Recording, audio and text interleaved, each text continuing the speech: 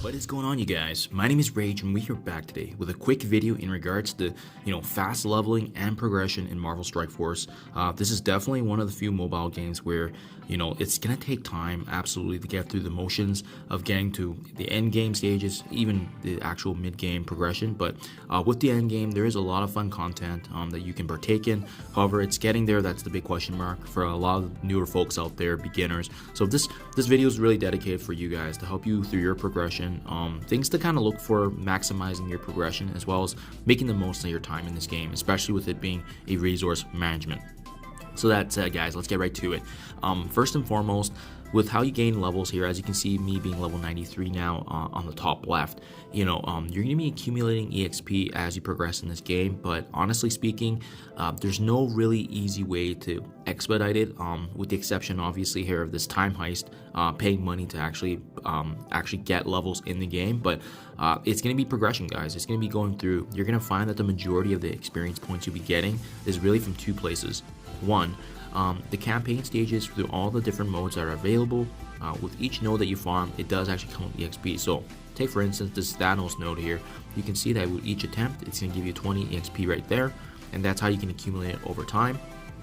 On top of that, the daily objectives. When you guys are able to go through each day, day by day, consistency is obviously the best and most key important of making sure you're going through the daily motions and getting this, because it's quite notable when all this is said and done. Unfortunately, mine's already done and collected, but this is a notable amount of increase here for the objectives combined with the actual campaign farming. Now, how you can actually speed this up a bit is, I know I created an alternate account where I am trying to speed him through it as fast as possible, getting him through progression. But just to give you guys some context, it still took me about 6 months to get him to level 65. So it's gonna take time, guys. There's no easy way to do it in this game because it is a grind, but there are ways that you can expedite it. For example, what I have been doing in my other account has been refreshing the campaign energy as much as possible. So you can see to the top right, we have the yellow lightning bolt here. You're actually able to refresh the campaign energy, gaining additional energy by spending 50 power cores. This honestly, guys, is one of the best ways to gain energy, but as well as to use the power cores, because it's the best bang for buck, really good value, and you get 120 campaign energy that you can utilize to farm more nodes. Now, I will also add that you can do the same thing for the ISO 8 energy. If you're a brand new player, you won't have access to this ISO 8 energy yet, but when you do, I believe it's around that level 50, level 60 mark, you're going to get access to this other pool here, and it's going to be similar. I refresh this daily as well in my alternate account. For example, right now I can hit the 50 here for campaign, and there's another subset of campaigns here for the ISO 8 respectively, and you can still go ahead and farm it as well. And as you can see with this one, it also does come with Commander EXP. So this is just a great way to kind of add some additional experience points to your arsenal. Here, I'll do it live on screen for you guys right now, hitting the 50 core refreshes and then easily just farming the additional experience. And it's a good idea to do this now, even if you're a late game player, because with the new level cap increase, we're also obviously pushed to expedite and increase our commander level as well. So I'm getting XP. It's gonna take me way longer because I'm level 93, but just a simple example here and how you can add some more EXP to your daily grind as well as progression. Again, campaign energy is huge, guys. Farming those nodes, daily objectives is huge, as you can see here, just claiming everything you can. And now another big piece I will mention, guys, is in the meantime, while you're building up your energy and using it and gaining your EXP, I want to stress the importance of quality over quantity teams. Now, what do I mean by that? Well, you just look at all these characters in the game, right? There are definitely some better characters than others. The ones on the bottom here are not invested in. So my point is this, right? You have to know which characters and team synergies that you should focus on in the beginning of the game, because it's going to allow you to be more efficient resources. Now, that's not going to be detailed in this video because that does actually take a little bit more time. I have made a previous roadmap in terms of some of the quality characters, so I will link that in the description below for those of you newer that are unsure of the teams and the synergies. I have built up a cheat sheet, so to speak, that kind of reflects where a lot of the meta teams are right now, as well as some key notable mentions.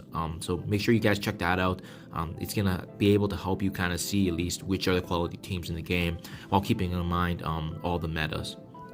Another important point, guys, an area that you should be focusing on is the milestone. So this game is extremely dynamic. Events are added each week, and there's things ongoing all the time that you really do need to go into the milestones to understand what is really going on.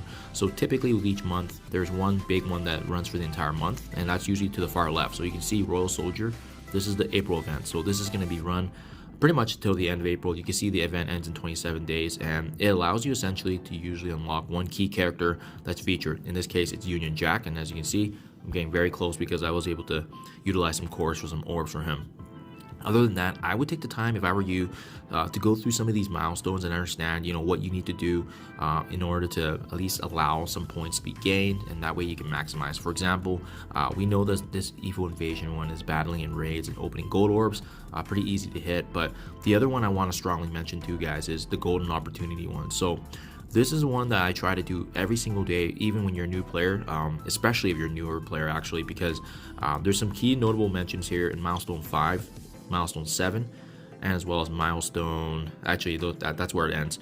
Milestone 7 is typically where you want to aim for because it's the last point that you actually earn power cores. So this, again, if you recall, helps in you being able to use this as a resource to gain more campaign energy, which is absolutely huge, guys. So this is one that I started even with my alternate account, hitting at least Milestone 7 every day because I'm getting power cores, I'm earning a base, and it's helping me. I don't recommend going higher than that because of the fact that you do lose a lot of diminishing value, and these milestones here are not actually providing much. They're just really fodder for you spending more gold than you need to. So just food for thought, guys. Another key important step I want to recommend to you guys is just being involved with an alliance, right? I think playing the game for yourself versus being involved in an alliance has huge setbacks, guys. Your progression in the game is likely to depend on how good your alliance will be, and surrounded by folks that have a similar kind of gaming style, a similar activity level, versus maybe they also casually play only a few times a week versus every single day. Now the reason I bring this up is because one of the most rewarding game mode in the game is actually raids. You can run usually 2 raids per day, and these actually allow for a phenomenal amount of rewards, and it's probably the heaviest reward factor in the game. Usually there is a Greek raid that's classified as alpha, beta, or gamma, and then we also have the Doom and Ultimates raids. Now it just allows you to earn a lot of materials, guys, and the reason I stress is because you can slowly see the progression of your teams, as well as the rewards you're getting over time, and really the building of your roster and how you can slowly get those resources accumulating, especially with this being a resource management game, as you can see evident from how much gold and power cores I've collected and saved. Now, that's a huge important piece, guys, so make sure you're involved. I know Marvel Strike Force has a great Discord in terms of, if you're reaching out to an alliance or trying to look for it, you can definitely do that. There's an automated system that puts you in an alliance as well, but sometimes it's an empty alliance, or maybe it's less active than what you would like. That's why I do recommend actually doing it through Discord, guys, and seeing which other teams are out there that are similar to your values. And last but not least, guys, it's just being active, honestly. Pace yourself. It's a marathon, not a sprint. And obviously this game is going to take some time for you to get to the end game, but I do like the fact that there are now ways for catch-up mechanics. The biggest ones being really involved in the game modes, but as you participate in, Blitz, going through arena, earning those cores, especially raids, you're going to be getting a lot of materials here. And, with these materials, especially in this orb section here, as you can see, this orb section is really the catch-up mechanic of the game. As you progress in the game and participate, you're going to get stuff like these legacy orbs, and I recommend you guys opening them up because these orbs usually are just for specific characters anyway, so it's just going to help build towards your roster, and partaking in that is going to let you naturally just build up your characters over time. And again, it's not a race, right? So take your time with it. There's a lot of ways to earn materials in the game, and we just have to take advantage. Milestones, 3 orbs, these are really good ones for catch-up mechanic. They revised them quite a bit now, as you can see, giving you strong, powerful characters, gold fragments, so forth. So really, guys, that's the big takeaway. Being active and daily, and just kind of getting a run through, understanding which teams to build, quality over quantity, managing the milestones effectively, and partaking in the key modes like raids. I also recommend Cosmic Crucible because it does allow you to have these specific credits that you can utilize. And then by partaking in all the different game modes, guys, you're going to be able to get currency that you can use here for Blitz, for Raid, for Arena, the War Store. We have the Cosmic Crucible Store, which I love because there's some meta characters in here that are readily available once it's unlocked for you and you have the resource. So that's why I recommend it, guys. It's huge. Being able to take advantage of the assets that we have available as you progress your roster is going to make for a much more streamlined experience. There you guys have it. Short and brief video just for beginners, you guys, to help you hopefully assist in your progression and gameplay experience. As always, I'll keep you guys posted, but I wish this helps you. I hope this is able to give you guys some insight and direction. I'll make sure to link some useful videos below so that way you guys do have a reference. Thank you as always, and I'll catch you guys in the next one.